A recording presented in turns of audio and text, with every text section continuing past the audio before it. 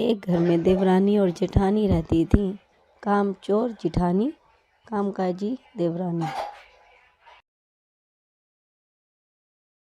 वो भी ऐसे अचानक? अरे कम से कम मुझे तो बता देती।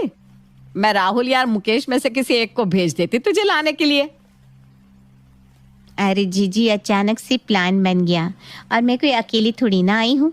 मैं अपने बेटे बहू के साथ माता के मंदिर गई थी, तो वहाँ से आते हुए सोचा कि रास्ते में तुम्हारा घर पड़ता है तो तुमसे मिलते हुए चली जाओ। ये तो बहुत अच्छा किया तूने। मौसी सास की आवाज सुनकर अनोखी और आरती दोनों ही बाहर आती है।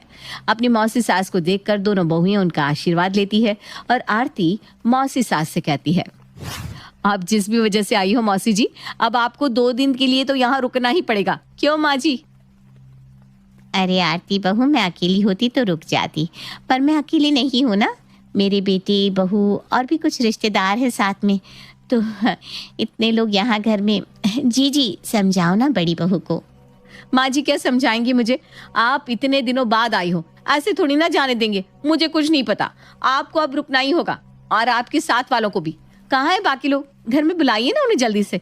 और अनोखी, तुम जाकर सबके लिए चाय बना दो। जी, मैं बस अभी बना कर लाती हूँ। और सुनो, जब तक चाय बन रही है तब तक कुछ ठंडा पिला दो और पहले पानी तो लेकर आओ, घर में मेहमान आए हुए हैं और तुम खड़ी होकर मुंह देख रही हो। हाँ दीदी, मैं बस अभी लेकर आती हूँ, जब तक आप सभी बैठिए ना। आरती खुद तो कुछ नहीं करती, पर सारा काम अनोखी के सर पर छोड़ देती है।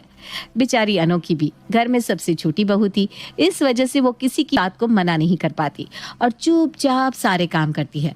तो वहीं दूसरी ओर जबरदस्ती आरती मौसी सास और उनके साथ आए लोगों को रात भर के लिए रोक लेती है और अपनी देवरानी पर ऑर्डर चलाने लगती है। अनोखी, 10 बजने वाले हैं, खाना बनाया नहीं? हाँ दीदी, बस बन ही गया है। हद करती हो अनोखी तुम भी। गैस चल रहा है और कह रही हो कि खाना तैयार हो गया।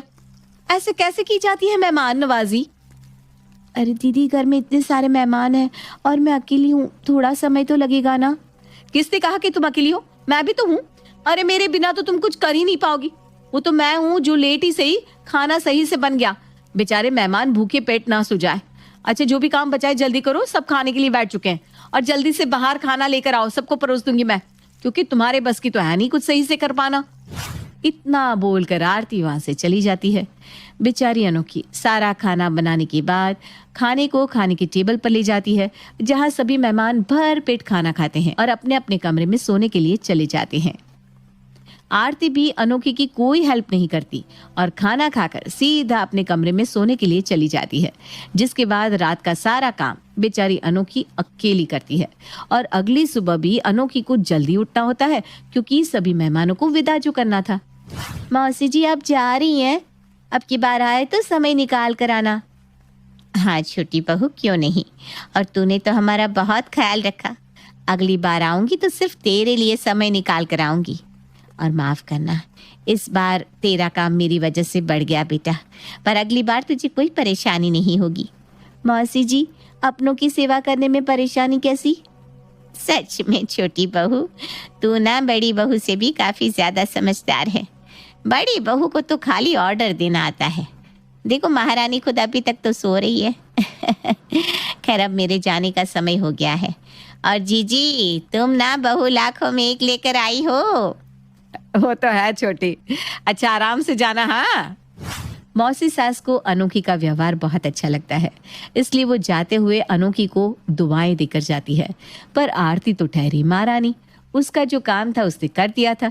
सभी मेहमान घर से जा चुके थे, पर अब तक आरती महारानियों की तरफ बिस्तर पर पड़ी थी। अब इसी तरह से कुछ दिन निकल जाते हैं और